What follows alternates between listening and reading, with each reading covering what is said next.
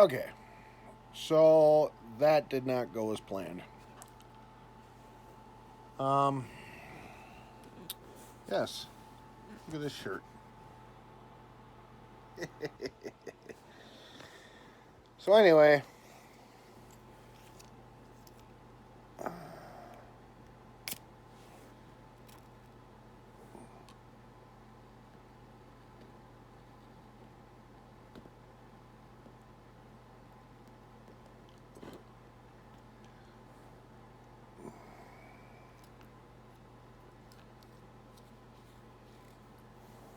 as you know, in my last video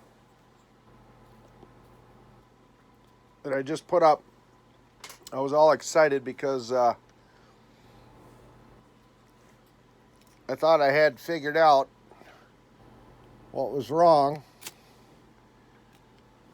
with the Klondiker.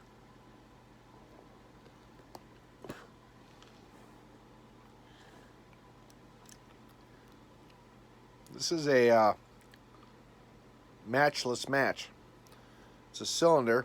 It's filled with lighter fluid. And then it has a flint on the end of here, which you strike on here.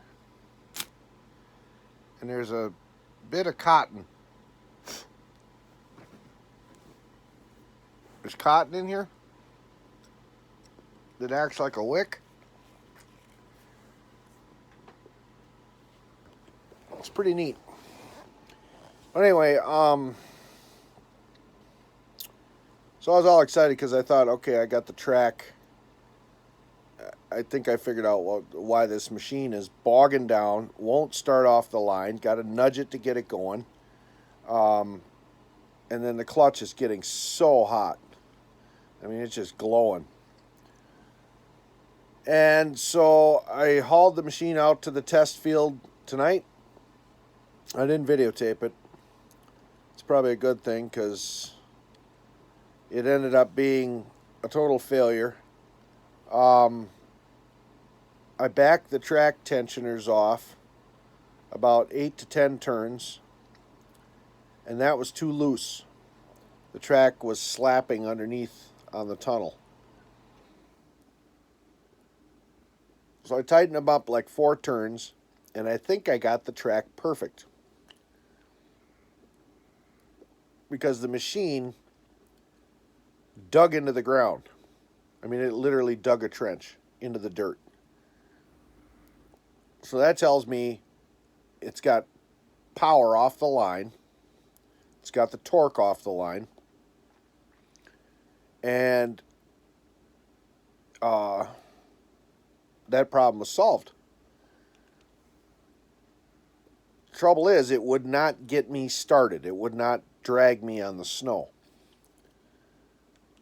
All it did was the track just went and just dug right into the dirt. So that might be an issue with me sitting too far forward in the toboggan. I'm standing right at the point where the toboggan bends up in the front. And I've noticed, I notice that when I sit in the chair, my weight is more towards the middle of the toboggan. And then it seems to pull me easier.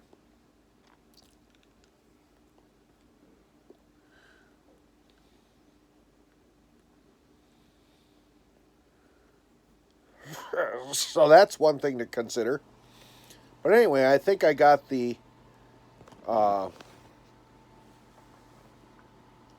think the track issue is solved. And I did have it really tight. I mean, I looked at the track through the back of the tunnel because I don't have a mud flap on. And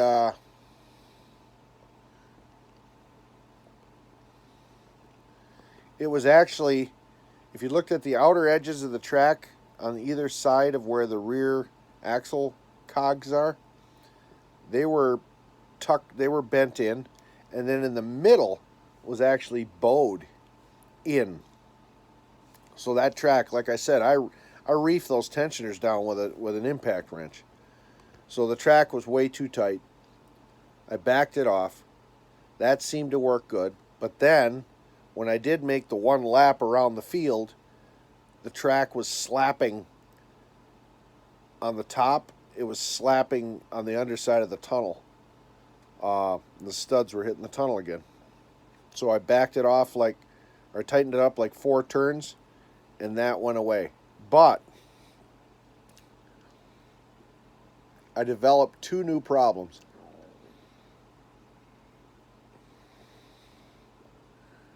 First off, all the tension went out of my drive chain. It's just sloppy. I can pick it up and move it like almost 2 inches. It's just hanging there. So the way this original snowmobile was designed was the original chain box, the red box on the side of the machine.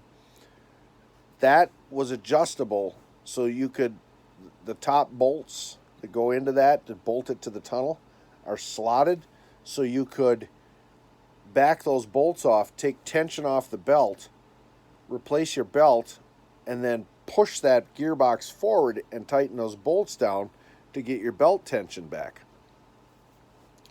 Well, now it's not driven by a belt, it's driven by a chain.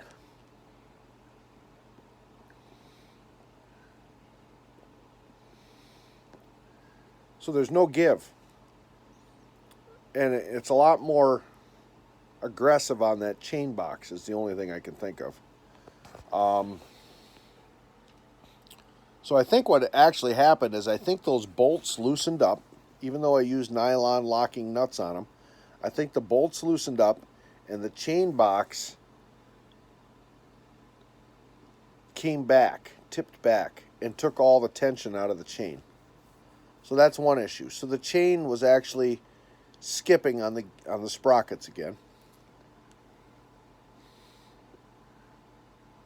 But another issue developed with the engine. When I first started it was idling and it was just purred along just fine. And then when I made that one run around the field, all of a sudden the engine developed not really a hammering, but almost like a misfire, like it was out of time. It was just pa pa pa pa pa pa, and the whole engine was vibrating, and it was hammering. It had this erratic hammer sound, not a bearing or a crank or anything like that, but just like it wasn't firing right, like it was out of time, and it was pretty bad. And it wasn't backfiring or anything, but it was just pow pow pow pow pow pow pow pow pow, and the whole engine would shake every time that happened. That's when I aborted the mission, because I was like, okay, if that engine is hammering like that, I could break a crankshaft or a connecting rod or something like that and wreck this relatively new engine. So the chain went totally slack. The engine started hammering, but I think I got the track dialed in. But I could not take it. I only took it for one short little loop around the field, and then I just had to shut her down. Not only that, but when I was sitting there with it idling, running, the clutch was kind of sort of engaging a little bit, so it was wanting to creep forward on its own. So then I kind of panicked, and I thought, uh-oh, with this motor acting the way it is, what happens if the engine all of a sudden decides it wants to go into wide open throttle on its own and takes off? I don't have a tether kill switch on it yet. I haven't put that on. I got no way to stop the machine. It's just going to take off 20 miles an hour, run down into the swamp, and smash into a tree. No way to shut it off. The only way to shut it off is to open the hood and turn the key.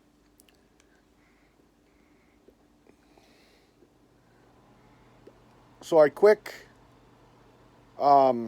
disconnected the toboggan, and I just walked alongside the machine and just blipped the throttle and walked it around, lined it up with the trailer and ran it up on the trailer and strapped her down and came home. And that's where it's going to stay until next fall.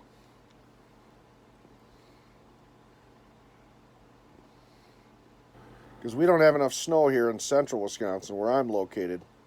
My friend up in northern Wisconsin has about 10 to 12 inches of snow. Um,